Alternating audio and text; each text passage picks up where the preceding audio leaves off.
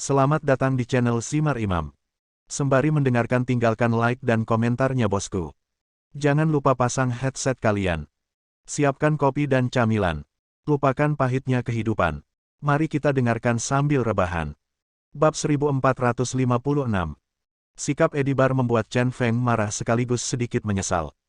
Nyatanya, keluh kesah dan keluh kesah Eddie Barr perlahan mereda seiring berjalannya waktu. Belakangan, keduanya memiliki banyak pemahaman diam-diam. Awalnya saya berpikir bahwa pada akhirnya, saya mungkin bisa menyelesaikan perbedaan dengan Eddie Barr dan menjadi teman istimewa. Namun saat ini, gagasan seperti itu tidak akan terwujud. Kebanggaan dan kegigihan Eddie Barr akhirnya menciptakan penghalang setan di hatinya. Artinya menganggapnya sebagai target dan musuh yang harus dilampaui. Dengan posisi yang berbeda-beda, pertarungan ini tidak bisa dihindari. Oke, aku akan membantumu. Untuk menghormatimu, aku akan melakukan yang terbaik untuk membuatmu mati tanpa penyesalan. Chen Feng menyipitkan matanya dan tampak serius. Aura hitam yang menakutkan mengembun di sekujur tubuhnya, padat dan aneh. Segera, auman naga lainnya keluar dari tubuhnya. Selain itu, aura kematian yang sangat menyeramkan perlahan tumbuh dari bahunya. Segera, dia tampak memiliki sepasang sayap yang menakutkan. Dapat dikatakan bahwa Burning Heaven's Death Key adalah kartu truf Chen Feng yang jarang ia gunakan. Namun saat ini, untuk menunjukkan rasa hormat kepada Eddie Barr, dia melepaskan hampir seluruh kekuatannya. Terlihat bahwa Eddie Barr telah berkembang pesat, dan dia mungkin memiliki kekuatan yang hampir luar biasa. Ditambah dengan bantuan magnet yang aneh, itu memang bisa dianggap sebagai kekuatan tempur terbaik. Hal ini membuatnya senang dan membuatnya semakin bertekad untuk bertarung dengan seluruh kekuatannya. Terima kasih. Bahkan jika aku mati dalam pertempuran ini, aku tidak akan menyesal. Kekuatan Chen Feng benar-benar di luar dugaan Eddie Barr. Nafas kematian yang mengerikan itu membuatnya gemetar. Meskipun dia terkejut, dia perlahan-lahan menjadi rileks dan menunjukkan ekspresi gembira. Ada beberapa perbedaan yang membuat orang merasa minder. Sepertinya sekeras apapun aku berusaha dalam hidup ini, aku tidak bisa dibandingkan dengan pria di depanku. Inilah takdirnya, takdir yang tidak bisa diubah. Inilah yang membuatnya membencinya. Aku akan menggunakan gerakan terkuatku, jangan mengecewakanku. Tubuhnya berangsur-angsur menjadi bersemangat, dan Eddie Barr mengeluarkan ikat pinggang lain dari pinggangnya. Dia mengayunkannya keluar, dan beberapa potongan besi berbentuk kerucut selebar 2 jari berkibar di sekelilingnya. Chen Feng tidak keberatan, jadi dia akan berusaha sekuat tenaga. Karena dia tahu bahwa kemungkinan besar ini adalah pertempuran terakhirnya dan pertempuran paling gemilang dalam hidupnya.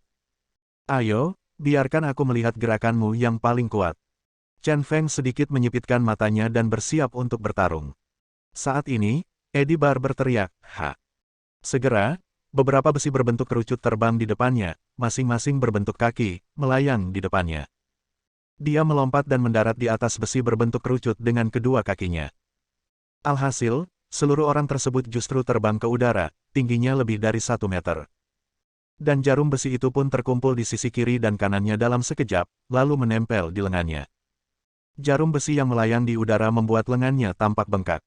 Dari kejauhan terlihat memiliki 2 sayap. Langkah ini, aku menyebutnya elang terbang. Lihatlah sayapmu dan sayapku, mana yang lebih kuat. Wajah Eddie Barr tiba-tiba berubah menjadi garang. Perlindungan energi yang kuat berkumpul di sekelilingnya, dan dia berteriak dengan keras. Besi berbentuk kerucut di bawah kakinya seperti pesawat terbang, membawanya semakin tinggi. Setelah mengangkatnya ke ketinggian 4 atau 5 meter, dia tiba-tiba mencondongkan tubuh ke depan. Seluruh orang itu seperti elang terbang yang menukik ke bawah untuk berburu mangsa, langsung menuju ke arah Chen Feng. Melihat ini, Chen Feng tidak bisa menahan diri untuk tidak terkejut, dan juga merasa sedikit kagum. Eddie Barr sebenarnya mengembangkan jurus yang aneh dan bertenaga.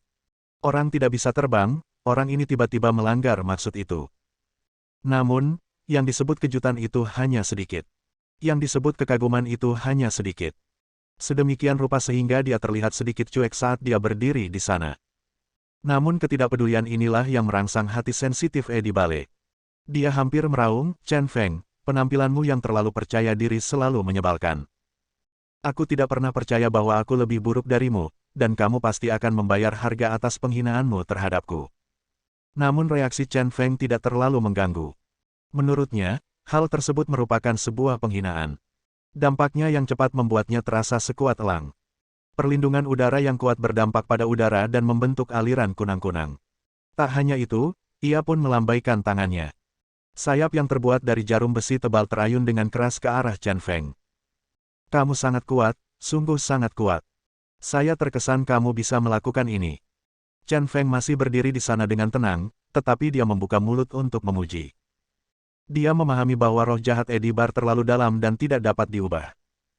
Saya hanya bisa menggunakan kata-kata yang menyentuh hati ini untuk menghibur pihak lain. Tetapi, posisinya berbeda, dia harus menyerang dengan seluruh kekuatannya.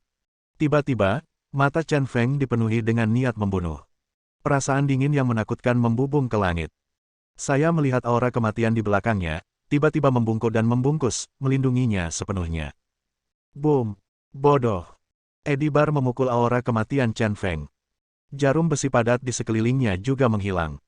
Tabrakan dahsyat itu membuat udara bergetar dan segalanya berguncang. Namun tak lama kemudian, hati Edibar tenggelam ke dasar dan menjadi sangat dingin. Chen Feng nyaris tidak bergerak, tetapi gerakan terkuatnya bahkan tidak bisa menembus perlindungan udara pertahanan lawan.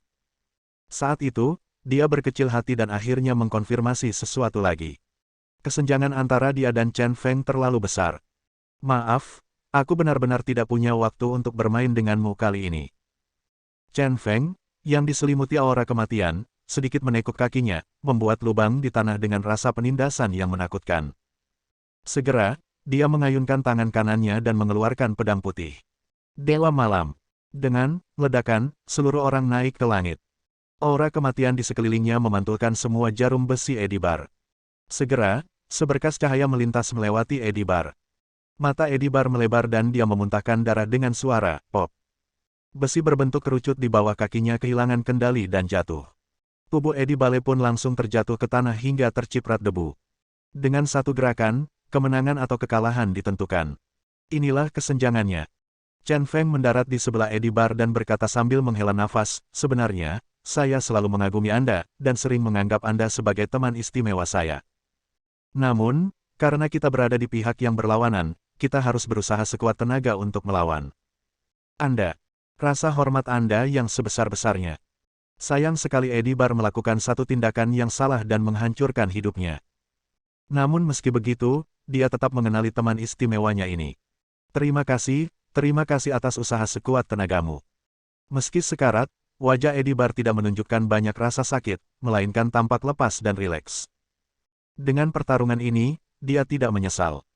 Terkadang takdir memang seperti ini, hanya jika Anda bertahan pada akhirnya barulah Anda bisa belajar melepaskan. Angin sepoi-sepoi bertiup perlahan, dan Chen Feng menjauh darinya dengan ekspresi berat. Saat kami berjalan, suara terakhir Edibar tiba-tiba terdengar dari belakang, ada 4 badut yang direkrut oleh Ji Rensuan. Selain saya, ada orang lain yang bisa mengejutkan Anda. Saya akan mengatakan ini, jadi Anda bisa menjaga diri sendiri. Chen Feng berhenti dan menoleh sedikit. Namun dia menemukan bahwa Edibar sudah tidak hidup lagi. Apa yang dia katakan tadi adalah kalimat terakhir dalam hidupnya. Bab 1457. Hei! Desahan dalam-dalam. Chen Feng tidak berhenti, tapi mengejar Ji Rensuan lagi. Lawan seperti Edibar patut dikagumi. Sebelum meninggal, dia memberinya informasi penting. 4 badut. Di mana 2 badut lainnya? Sekarang setelah semuanya sampai pada titik ini, masuk akal jika Ji Rensuan hampir memainkan semua kartu di tangannya. Lalu kenapa saya hanya melihat 2 badut setelah sampai di Pulau Luoshan? Tidak ada jawaban untuk saat ini, jadi dia hanya bisa membiarkan masalah itu berlalu. Sebuah bayangan muncul dan mengejar Ji Rensuan menuju platform emas tertinggi, menyebabkan kekacauan total. Setelah serangan rudal, semua kapal di dermaga hancur. Saat ini, hanya ada lautan api di dermaga. Bisa dibilang hampir semua orang terjebak di Pulau Luoshan dan tidak bisa keluar sendiri. Selain itu, peralatan komunikasi dari beberapa klan kekaisaran besar juga ada di dalamnya. Akibatnya, kontak dengan dunia luar terputus untuk sementara. Terutama Angkatan Laut Besar yang tidak jauh dari Pulau Luoshan tidak dapat memperoleh informasi terkini.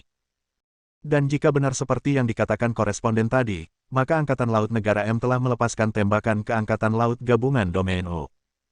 Dalam hal ini, kedua angkatan laut mau tidak mau akan bertempur.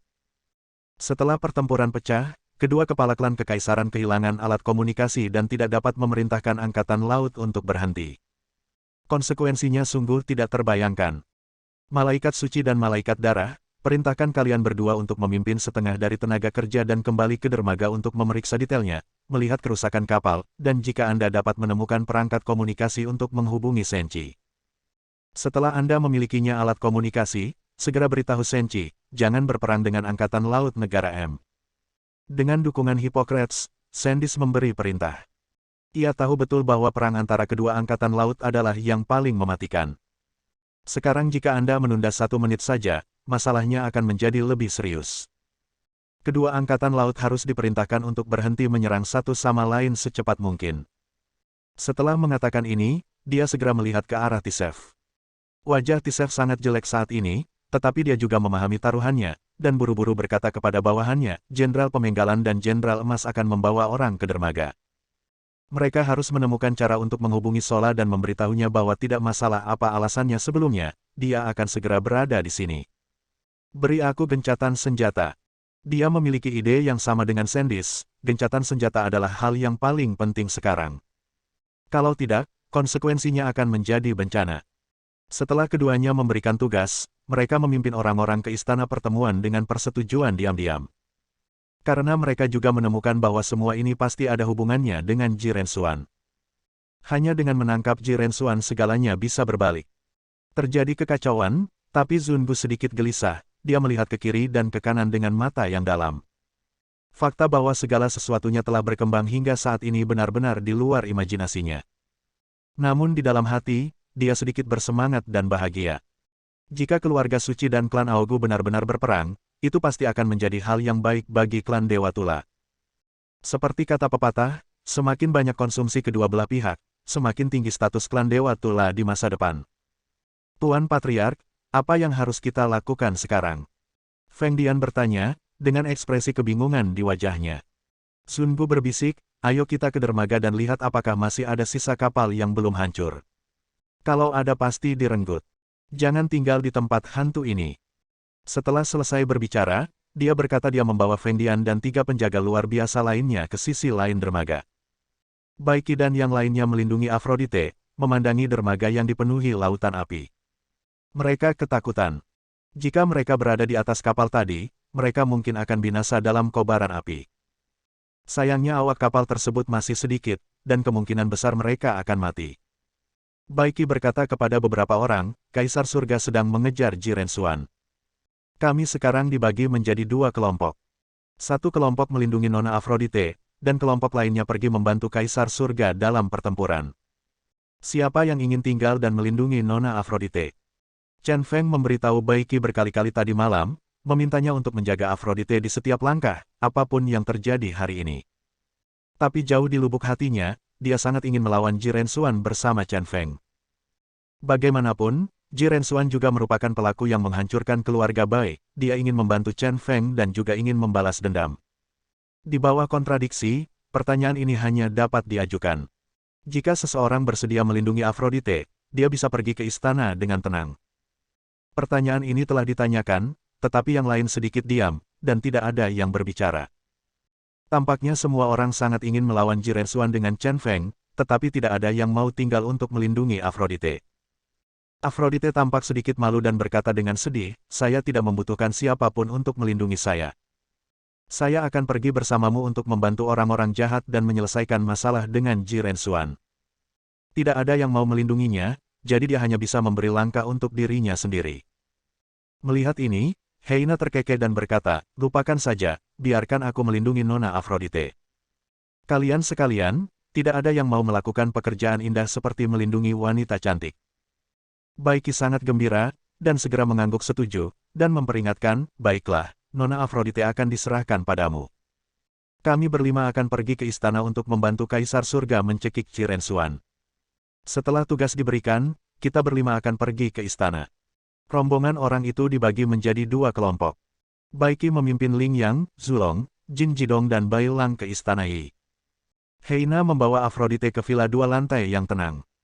Sepanjang jalan, Aphrodite tampak khawatir dan terus bergumam, saya ingin tahu apakah orang jahat itu bisa mengalahkan Jiren Xuan itu. Meskipun dia tidak begitu memahami bidang kungfu, Jiren Xuan memberinya perasaan yang sangat misterius. Terlebih lagi, orang di dunia ini yang bisa membuat penjahatnya ketakutan pastilah luar biasa. Heina mengikutinya dan berkata sambil tersenyum, jangan khawatir, Kaisar Surga tidak dapat mengalahkan Jiren Xuan. Jiren Xuan adalah keberadaan yang paling menakutkan di dunia. Yang kalah terakhir mungkin adalah Kaisar Surga. Mendengar itu, langkah kaki Aphrodite tiba-tiba terhenti. Dia merasa hatinya dingin, berbalik dengan hati-hati, dan menatap ke arah Heina. Hanya dalam satu pandangan, dia dikejutkan oleh tatapan suram orang lain, yang terlihat seperti hantu. Kamu adalah bawahan orang jahat, bagaimana kamu bisa memanggilnya orang jahat seperti itu? Setelah mengambil langkah ke samping dan menjaga jarak dari Heina, Aphrodite mengumpulkan keberanian untuk mengatakan sesuatu. Heina tersenyum sinis lagi, dan berkata sambil berpikir, bukannya aku mengatakan kamu orang jahat, tapi itulah faktanya. Kalau tidak, aku tidak akan berlindung pada Jiren Xuan. Kamu mengkhianati orang gila itu dan berlindung di Jiren Xuan. Aphrodite mengambil langkah lain dan berkata dengan panik. Tanpa diduga, orang yang tinggal untuk melindunginya ternyata adalah mata-mata. Dia benar-benar hampir menangis, dan dia benar-benar mati sekarang. Pengkhianatan terhadap Kaisar Surga. Heina menggelengkan kepalanya dan berkata, tidak, sebenarnya, aku selalu menjadi orangnya Jiren Xuan. Dengan cara ini jelas bukan pengkhianatan. Oke, saya tidak akan berkata apa-apa lagi. Nona Aphrodite, ikut aku ke istana untuk memberi kejutan kepada Kaisar Surga. Bab 1458.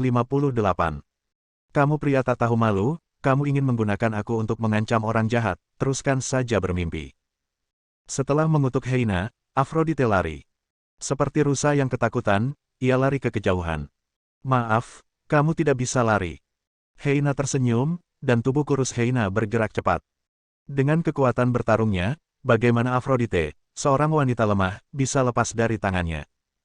Melihat dia semakin dekat dengan Aphrodite, dia tiba-tiba mengulurkan tangan kanannya. Dengan cakar ini, dia hampir menangkap punggung Aphrodite. Namun saat ini, sebuah kecelakaan terjadi. Terdengar suara, desir, dan rantai besi panjang dicabut. Tanpa memihak, itu mendarat di pinggang Aphrodite. Aduh, sebelum Aphrodite sempat bereaksi, rantai itu melingkari pinggangnya beberapa kali. Sebuah kekuatan tarikan yang kuat menarik tubuh kurusnya menjauh. Tangan kanan Heina kosong.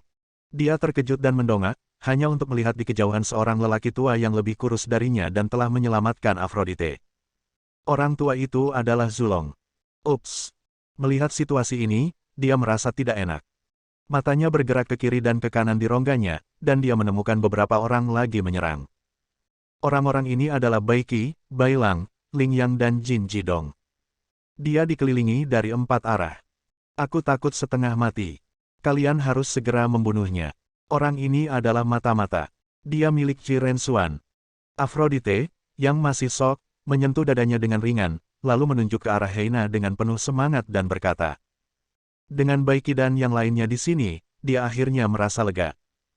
Zulong mengambil rantai besi di pinggang Aphrodite dan melingkarkannya di tangan kanannya. Dia berdiri diam di depan Aphrodite, melindungi Aphrodite. Bai Qi berkata dengan lantang, jangan takut, Nona Aphrodite.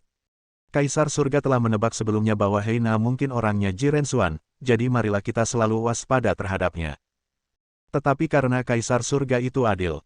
Ada spekulasi bahwa tidak ada bukti pasti, jadi biarkan aku mencari kesempatan untuk menguji Heina. Benar saja, tadi, Heina berpura-pura tetap melindungimu, tapi dia menunjukkan kelemahannya. Kami belum pergi jauh, kami diam-diam mengikutimu dan melindungimu. Tebakan Chen Feng tentang identitas Heina hanya didasarkan pada beberapa detail dan tidak ada bukti substansial. Tapi sekarang, dari kelakuan Heina, bisa dipastikan bahwa orang tersebut memang orangnya Jiren Xuan. Mereka menggunakan rantai penyegel naga lilin untuk menyelamatkan Aphrodite. Sekarang tidak ada rasa takut, dia bisa mengepung dan membunuh Heina dan menghilangkan bahaya tersembunyi bagi Chen Feng. Sungguh menakjubkan. Kepala Chen Feng sangat pintar. Saya telah berada di penjara air selama beberapa dekade, tapi saya tidak menyangka akan terekspos seperti ini. Heina terlihat sangat tertekan. Karena saat ini, dia dikepung oleh 5 orang. Di antara 5 orang ini, Jin Jidong, Ling Yang dan Zulong semuanya berada di alam luar biasa. Ditambah dengan Bai Qi dan Bai Lang, dia, makhluk dengan kekuatan dasar yang luar biasa, benar-benar tidak bisa melihat harapan untuk melarikan diri. Hanya kamu. Beraninya kamu bermain trik di depan Kaisar Surga. Oke, berhenti bicara omong kosong dan pergi ke neraka. Jin Jidong berkata dengan nada menghina, kehilangan kesabaran, dan segera melompat tinggi. Kedua kaki yang menakutkan dan gelombang perlindungan energi menghantam Heina seperti pisau cukur. Begitu titik ini berpindah, semua orang akan pindah. Bai Qi dan Bai Lang menyerang Heina dengan baji fis mereka yang mendominasi. Telapak tangan Ling Ling dan rantai penyegel naga Zulong juga menghalanginya dari dua arah. 5 orang mengerahkan kekuatan mereka pada saat yang sama, menghancurkan segalanya. Tuan Jirensuan, kamu belum kembali. Kali ini, kamu benar-benar akan membunuhku saat menjalankan tugas. Dengan ekspresi tak berdaya dan pahit di wajahnya, tubuh kurus Heina dengan cepat bergerak untuk menghindari serangan Jin Jidong. Baru saja menghindar, dia terkena tinju Bai Qi dan Bai Lang. Dia terjatuh dengan keras ke tanah dan berguling beberapa kali, mencoba mengambil kesempatan untuk melarikan diri. Tanpa diduga, rantai penyegel naga Zulong terbang ke arahnya dan melingkari pergelangan kaki kanannya. Bertarunglah denganmu. Sambil berjuang, dia mengeluarkan Piccolo dari tangannya dan meniupnya dengan cepat. Terdengar suara seruling yang aneh, dan seketika, dua sosok menakutkan berlari ke arahku dari kejauhan. Kedua sosok ini adalah dua mayat dewa yang telah dia sempurnakan. Ji Mengyang dan Ji Jiuyin. Hanya dua mayat dewa yang terlihat, dan kecepatannya sangat cepat. Di antara mereka, Ji Mengyang langsung menuju Zulong. Ji Jiuyin memblokir Jin Jidong. Dengan bantuan mayat dewa, Heina akhirnya menghela nafas lega. Setelah Ji Mengyang memisahkan Dewa Zulong, dia juga mengambil kesempatan untuk melarikan diri dari belenggu rantai penyegel naga. Setelah itu, suara seruling terus terdengar, dan mereka mengandalkan mayat tersebut untuk bertarung dengan lawannya. Mayat dewa tidak bisa dihancurkan berkeping-keping, dan tidak bisa dilepaskan, itu benar-benar membuat dua orang luar biasa Zulong dan Jin Jidong untuk sementara tidak berdaya. Namun meski Zulong dan Jin Jidong tertahan, situasi Heina masih belum optimis. Bagaimanapun, dia yang memainkan seruling harus menghadapi Ling Yang, Bai Qi dan Bai Lang. Masih belum ada peluang menang melawan ketiga orang ini. Bai Lang, apakah kamu lupa instruksi Kaisar Langit?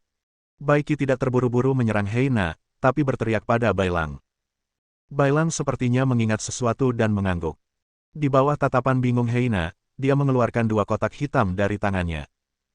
Ada lem yang kuat pada kotak hitam itu, ia memanfaatkan kesempatan itu dan menempelkan kotak hitam itu pada kedua mayat itu satu demi satu. Apa yang sedang dilakukan orang ini? Heina yang memainkan seruling tampak bingung. Dia tidak mengerti apa gunanya menempelkan dua kotak hitam pada mayat dewanya. Namun kemudian, sebuah pemandangan yang tidak akan pernah dia lupakan seumur hidupnya muncul. Dua kotak hitam, yang awalnya sunyi, tiba-tiba meledak menjadi musik. Suaranya begitu keras hingga malam yang sunyi tiba-tiba mendidih. Matanya membelalak, dan dia menyadari bahwa kedua kotak hitam itu sebenarnya adalah dua speaker kecil. Lagu yang diputar memiliki selera yang sangat tinggi, dan ternyata menjadi gaya nasional paling mempesona oleh Phoenix Legend. Musik yang menggelegar membuat temperamen Pulau Luotian tiba-tiba turun beberapa tingkat. Itu menjadi alun-alun tempat para bibi kerajaan naga menari. Dan di bawah suara yang mengganggu ini, seruling Heina tertutup seluruhnya. Seranggagu tidak dapat mendengar suara seruling dan menjadi bingung. Pada titik ini, kedua mayat dewa berhenti menyerang dan berdiri diam. Ini. Rahang Heina ternganga karena terkejut, tangannya gemetar karena putus asa, dan serulingnya terjatuh. Dia tidak pernah menyangka bahwa mayat dewanya akan terbunuh oleh musik square dance. Ini hanyalah penghinaan terbesar baginya. Haha, musik ini sangat mengasyikkan, sangat menarik. Afrodite di kejauhan secara naluriah mengikuti musik tersebut, bergoyang dari sisi ke sisi. Dan Heina, yang kehilangan bantuan dari mayat dewa, dikepung lagi oleh Bai Qi dan kelima pria itu. Kali ini, tidak ada keajaiban. Dengan 2 atau 3 gerakan sederhana, Heina jatuh ke tanah tanpa bekas kehidupan. Siapa sangka Master Miao Gu yang legendaris akan terbunuh oleh musik square dance. Saya harus mengatakan bahwa cara Chen Feng terkadang sangat liar. Setelah membunuh Heina, Bai Lang mengerutkan kening dan buru-buru mematikan musiknya. Seluruh dunia akhirnya damai. Bai Qi juga terpesona oleh musik ajaib ini, dan dahinya hampir terbelah. Dia memanggil beberapa orang lagi dan berkata kepada mereka, Tuan Pulau Jin Jidong yang paling kuat akan melindungi Nona Afrodite, dan kita semua akan pergi ke istana untuk membantu pertempuran. Bab 1459 Chen Feng memang jenius, ia justru mendapat inspirasi dari kebisingan yang ditimbulkan oleh Square Dance dan mengganggu warga, serta dengan mudah menyingkirkan jenazah Heina. Kengerian musik Square Dance sedemikian rupa sehingga serangga beracun pun tidak bisa lepas dari mimpi buruk. Tentu saja, dengan kekuatan 5 orang Baiki, bahkan jika Heina memiliki 2 mayat dewa untuk membantunya, tidak ada peluang untuk menang. Namun lagu, Angin Puyuh Bangsa, tetap meminimalkan kesulitan soal tersebut. Apapun yang bisa mengeluarkan nanah adalah plester yang bagus. Baiki dan yang lainnya tidak terluka sama sekali, yang juga bagus untuk pertarungan terakhir Chen Feng dengan Ji Rensuan. Di sisi lain, karena keterlambatan Eddie Bar, Chen Feng jauh lebih lambat. Pada saat dia tiba di istana, Ji Rensuan dan badut yang tersenyum sudah memasuki istana dan menghilang. Saya minta maaf. Dengan perintah Tuan Tertinggi, tidak ada yang diizinkan masuk tanpa izin ke istana. Siapapun yang mengganggu tanpa izin akan ditembak mati. Ketika Chen Feng baru saja tiba di pintu istana, Kuban, Queen dan Long Tuo berdiri dalam bentuk segitiga, menghalangi gerbang. Mereka bertiga tampak cuek dan menyilangkan tangan di dada. Suara Kuban terdengar membosankan dan tanpa emosi. Apakah kalian bertiga sudah gila? Mengapa kalian begitu setia kepada Ji Rensuan? Chen Feng mengerutkan kening dalam-dalam, tidak dapat memahami perilaku ketiga orang ini. Kelompok tentara bayaran di dunia semuanya hidup demi uang dan tidak memiliki moralitas atau kemanusiaan. Saya benar-benar tidak tahu mengapa mereka begitu setia kepada Ji Rensuan. Selain itu, dia juga mendengar tentang kelakuan mengerikan kelompok tentara bayaran penghancur dewa yang menyembunyikan bom di tubuh mereka, pasti akan memusingkan jika membunuh orang gila seperti itu. Jika kamu menghancurkan lawan, kamu akan terluka jika tidak melindungi dirimu sendiri. Jadi melihat ketiga orang yang menjaga pintu ini benar-benar membuatnya merasa sedikit tidak nyaman. Ketika kelompok tentara bayaran penghancur dewa kami didirikan, kami bersumpah bahwa misinya lebih besar daripada hidup kami. Sekarang kami telah mengambil alih misi Ji Rensuan, kami akan terus menjalankan misi tersebut kecuali kami menghancurkan misi tersebut. Kata Kuban dingin. Chen Feng bahkan lebih terdiam, dengan tatapan dingin dan mematikan di matanya. Dia berkata dengan suara rendah, dalam hal ini, kamu bisa mati. Terkadang, keras kepala adalah perilaku yang sangat bodoh, sama seperti kamu sekarang. Karena ketiga orang Kuban harus dibunuh sebelum mereka dapat memasuki istana dan menggantung mereka Ji Rensuan. Betapapun sulitnya pertempuran ini, kami hanya dapat mengambil tindakan. Keluarlah, bunuh. Kuban mengayunkan pisau pendek itu dengan tangan kanannya dan sedikit membungkuk. Queen dan Long Tuo melakukan gerakan yang sama dan siap bertarung. Aura pembunuh meluap, tapi semuanya sunyi. Aum. Pada saat ini, auman naga meledak dari tubuh Chen Feng, memulai pertempuran. Chen Feng berteriak keras, dan seperti bola meriam, dia terbang dan bergegas menuju ketiga orang kuba itu. Bila putih di tangannya berkilat, dan bila putih dingin itu berputar di tangannya. Melihat hal tersebut, ketiga orang kuba pun menyerang dengan pisau. Segera, kedua belah pihak mulai bertarung sengit. Pedang itu berkilat dan berdentang tanpa henti. Meskipun Chen Feng 1 lawan 3, dia sangat kuat dan menghancurkan mereka bertiga. Hanya dalam beberapa putaran, bila putih di tangannya telah melihat darah berkali-kali. Ketiga warga Kuba semuanya terluka. Terutama Long Tuo, karena kehilangan lengannya, kekuatannya semakin lemah. Setelah pertarungan sederhana, perutnya dibelah. Ia kaget di dalam hatinya, merasakan teror dari Chen Feng, bahkan semakin menyadari bahwa jika ia terus mengkonsumsi seperti ini, ketiganya akan dibunuh oleh Chen Feng. Kuban, Queen, minggir, aku akan menyelesaikan misiku. Long Tuo, yang berlumuran darah, tersentak cepat. Matanya tegas dan dia siap berkorban. Karena dia sekarang menjadi beban, lebih baik menggunakan bom di tubuhnya untuk membunuh Chen Feng. Kuban dan Queen dengan cepat memahami niat Long Tuo, dan tidak berniat menahan diri, dan menyerah dengan dingin. Tidak. Chen Feng menyipitkan matanya sedikit dan tiba-tiba mengerti maksud Long Tuo. Mengutuk secara diam-diam, energi hitam mengembun di sekujur tubuhnya, dan sayap energi kematian tumbuh dari punggungnya. Aura pembunuhnya sangat kuat dan tekanannya luar biasa. Dewa Malam. Segera, seluruh orang itu melintas melewati Long Tuo seperti seberkas cahaya. Kasihan Long Tuo, dia menggigit detonator bom di mulutnya ketika di awalnya ingin dekat dengan Chen Feng. Tapi sebelum dia sempat menggigitnya, kepalanya melayang tinggi ke langit. Darah muncrat, dan kepala Long Tuo jatuh dari udara, tetapi ditangkap oleh Chen Feng dengan satu tangan seperti Jordan yang menangkap bola. Setelah itu, Tubuh Long Tuo roboh.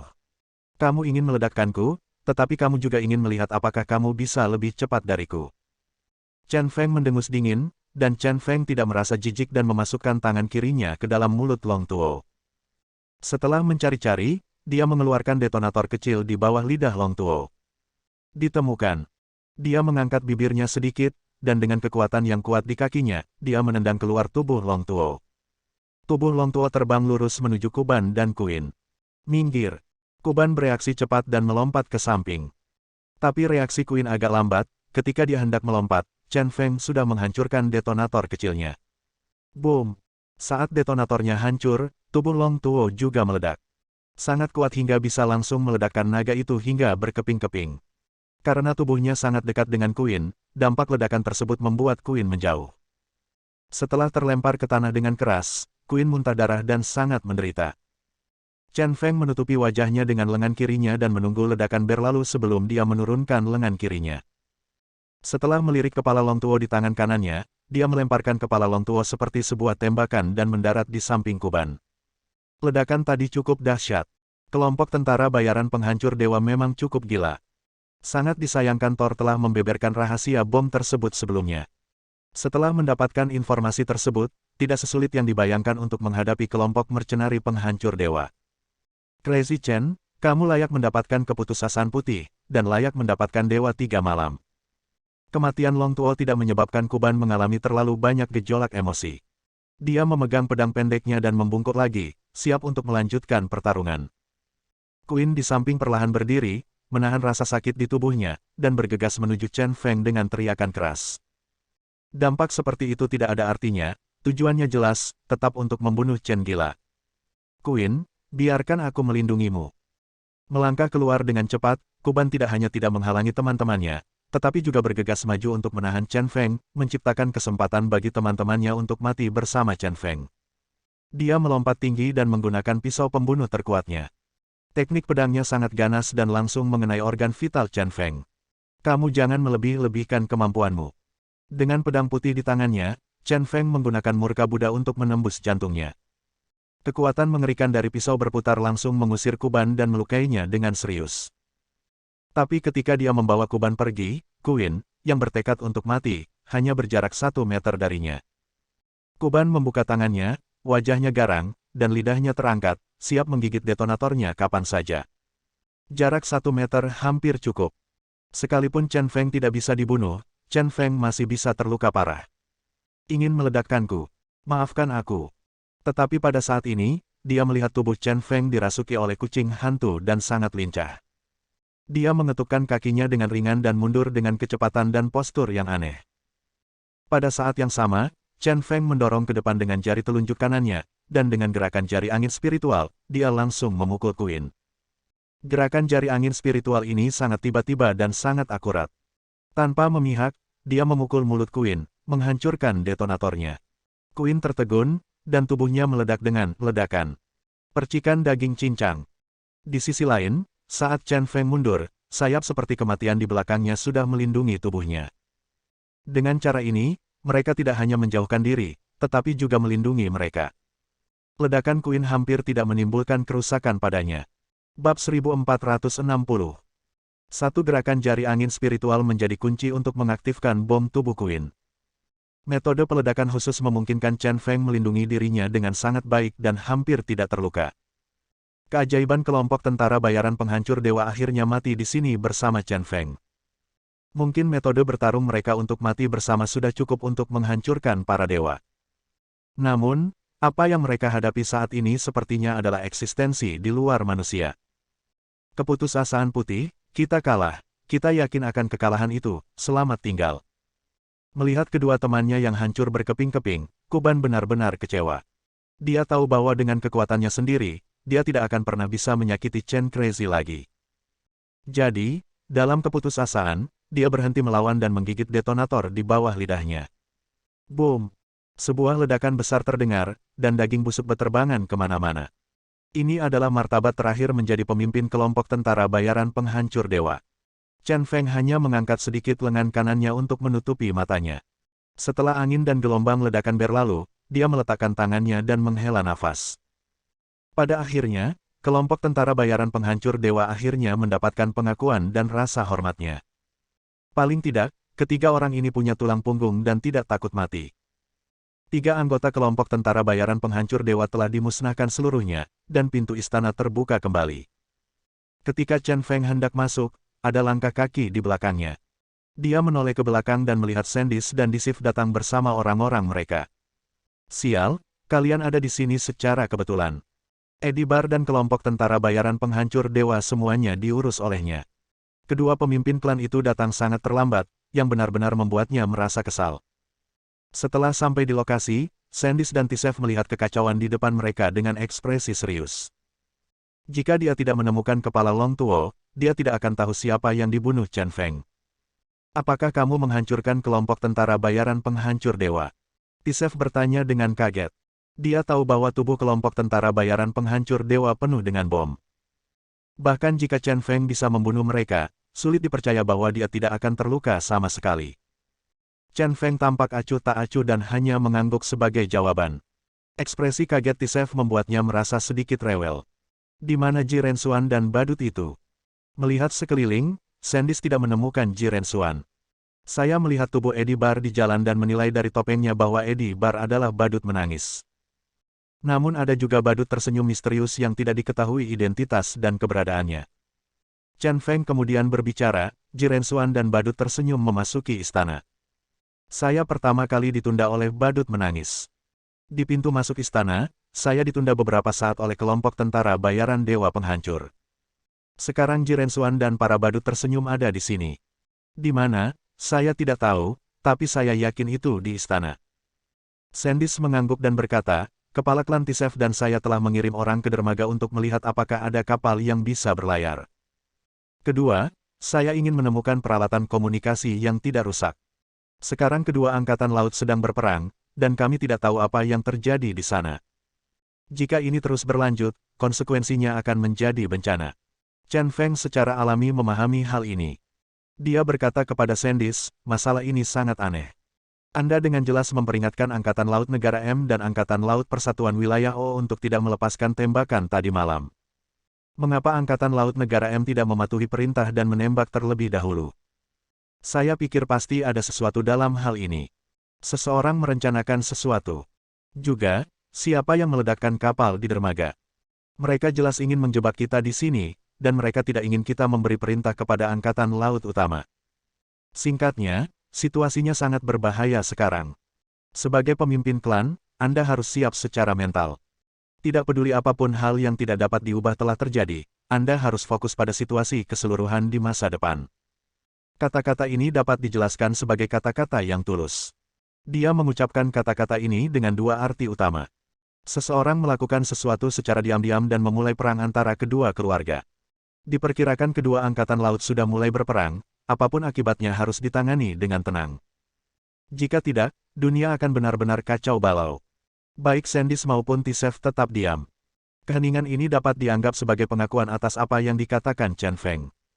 Saat ini, Bai Qi membawa Ling Yang, Zulong dan Bai Lang ke istana. Tuan Kaisar Langit, seperti yang Anda duga, Heina adalah anak buah Ji Rensuan. Dia telah dikepung dan dibunuh oleh kami. Saya meminta pemilik pulau Jin Jidong untuk melindungi Nona Aphrodite. Kami di sini untuk membantu. Berlari datang. Bai Qi tidak berhenti dan segera melaporkan situasinya kepada Chen Feng. Bajingan sialan ini, kamu bersenang-senang. Chen Feng mengutuk dengan marah, penuh dengan kekesalan. Ada suatu masa ketika saya sangat percaya pada Heina. Jika bukan karena beberapa detailnya, saya akan tertipu oleh bajingan ini. Dan jika bajingan ini menangkap Aphrodite, dia akan sakit kepala lagi. Melihat Bai Qi dan yang lainnya sama sekali tidak terluka, saya rasa speaker kecil yang dia kirimkan pasti memiliki efek yang ajaib. Setelah menenangkan emosinya, dia diam-diam berpikir, sekarang dia memikirkannya, Heina mungkin adalah salah satu badut. Menurut kata-kata terakhir Edibar, seharusnya ada 4 badut. Selain Edibar, badut menangis, dan badut tersenyum yang mengikuti Ji Rensuan ke istana, badut ketiga adalah Heina. Aneh, siapakah badut keempat ini? Memikirkan hal ini, beberapa hal yang sangat tidak rasional muncul di benak saya, saling terkait satu sama lain. Menurut legenda Ji Rensuan sebelumnya, dia tidak terkalahkan, mengapa dia melarikan diri kali ini? Siapa yang pada akhirnya memprovokasi perang antara kedua angkatan laut? Siapa yang meledakkan kapal di dermaga? Semakin dia memikirkannya, punggungnya menjadi semakin dingin, dan lambat laun dia merasa sangat tidak nyaman. Dan bisa dipastikan semua yang terjadi saat ini hanyalah permukaan saja. Kebenaran dari masalah ini belum ditemukan. Tidak peduli apa lagi yang kita lakukan sekarang, hal pertama yang harus kita lakukan sekarang adalah menemukan Ji Rensuan dan mengalahkan orang ini. Saya yakin jika kita dapat menemukan orang ini dan mengalahkannya, banyak hal yang akan terjawab. Memikirkannya, tidak ada jawaban untuk saat ini, tetapi Chen Feng mengerti bahwa Ji Rensuan adalah akhir dari segalanya. Setelah Anda melepaskan ikatan ini, semuanya akan terselesaikan. Jumlah kita banyak, jadi kita bisa langsung menyerang istana dan menangkap Ji Rensuan hidup-hidup. Tisef adalah orang pertama yang setuju. Dia sekarang merasa gatal karena kebencian pada Ji Rensuan, dan racun telah menipunya. Sekarang dia hanya ingin menemukan Ji Rensuan dan mengulitinya.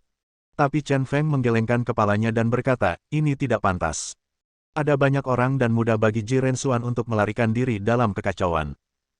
Memanfaatkan kesempatan untuk mengepungnya di istana, dia harus segera dicekik. Jadi saya sarankan Anda melubangi saku Anda terlebih dahulu.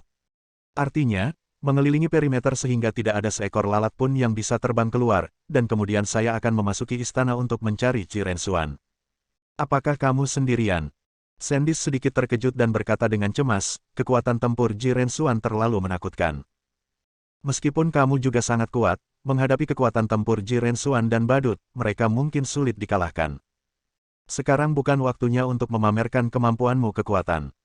Setidaknya, kamu harus mengirimkan 2 atau 3 kekuatan tempur yang luar biasa untuk membantumu. Tisef di samping juga berkata, pelajaran dari darah klan Kaisar Aogu masih segar di ingatanku. Aku bisa katakan secara bertanggung jawab bahwa teror Ji Rensuan sama sekali tidak sesederhana yang Anda pikirkan. Tidak perlu. Chen Feng mengangkat matanya, membunuh, tetapi berkata dengan keras kepala. Bersambung. Nantikan bab selanjutnya bosku.